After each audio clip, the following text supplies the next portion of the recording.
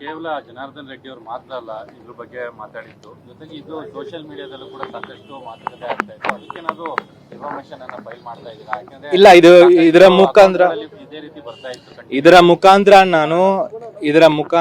ನಾನು ಈ ಒಂದು ಆಂಗಲ್ ತಗೊಂಡು ಸ್ಟೋರಿ ಬಿಲ್ಡಪ್ ಮಾಡೋದು ಯಾರಾಗಿ ಇದ್ರೂ ಕೂಡ ಅವರನ್ನು ನಾನು ವಾರ್ನ್ ಮಾಡ್ತಾ ಇದ್ದೀನಿ. You will face criminal action and this is not my intention, but there is no ಬೇರೆ ದಾರಿ ಇಲ್ಲ.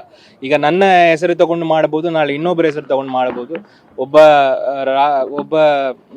ಪಬ್ಲಿಕ್ ರೆಪ್ರೆಸೆಂಟೇಟಿವ್ ಆಗಿ ನನಗೆ ನನ್ನ ಮೇಲೆ ಆಗುವ ಡಿಫಮೇಷನ್ಗೆ ವಿರುದ್ಧ ಫೈಟ್ ಮಾಡಲಿಕ್ಕೆ ರೈಟ್ ಇದೆ. I will exercise that right. Sir, ಈಗ ಈ ಕೇಸಲ್ಲಿ ಶಶಿಕಾಂತ್ ಸೆಂಥಿಲ್ ಅವರ ಹೆಸರು ಬರಲಿಕ್ಕೆ ಪ್ರಮುಖ ಕಾರಣ ಏನಾಯ್ತು? ಇಲ್ಲ, ನನಗೆ ಗೊತ್ತಿಲ್ಲ.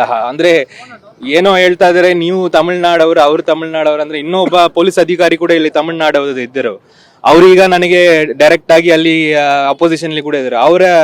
ನನಗಿಂತ ಪೊಲೀಸ್ ಅಧಿಕಾರಿಗಳಿಗೆ ತಲೆ ಬರುಡೆ ಇನ್ನೂ ಜಲ್ದಿ ಸಿಗ್ತದೆ.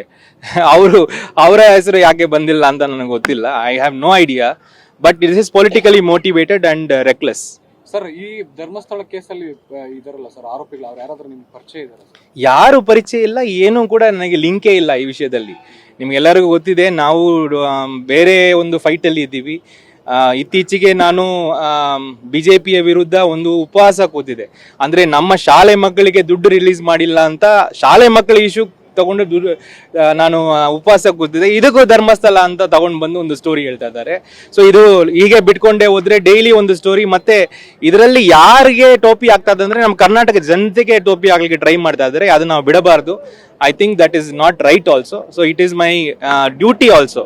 ಇದು ಒಂದು ನಾನು ಅಬ್ಜೆಕ್ಟ್ ಮಾಡುವುದು.